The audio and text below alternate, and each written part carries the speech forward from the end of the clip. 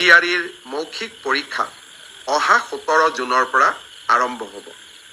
আপোনালোকে জানে এডিআৰি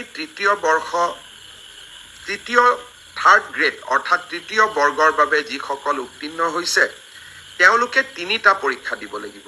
যিসকলে ষ্টেনোগ্ৰাফাৰৰ পৰীক্ষা পাছ কৰিছে তেওঁলোকে ষ্টেনোগ্ৰাফাৰৰ স্কিল পৰীক্ষা দিব লাগিব। যিসকলে ড্ৰাইভিং পাছ কৰিছে তেওঁলোকে ড্ৰাইভিঙৰ স্কিল পৰীক্ষা দিব লাগিব। আৰু যিসকলে সাধাৰণ তৃতীয় বৰ্গত পাছ কৰিছে তেওঁলোকে কম্পিউটাৰৰ স্কিল পৰীক্ষা দিব লাগিব। আনহাতে চতুৰ্থ বৰ্গত যিসকলে পাছ কৰিছে তেওঁলোকে অৰেল আৰু স্কিল টেষ্ট দুইটাকে একত্ৰিত কৰি এটা মৌখিক পৰীক্ষাত তেওঁলোকে বহিবৰ প্ৰয়োজনীয়তা আছে আৰু আপোনালোকে সেই পৰীক্ষাত বহিব লাগিব।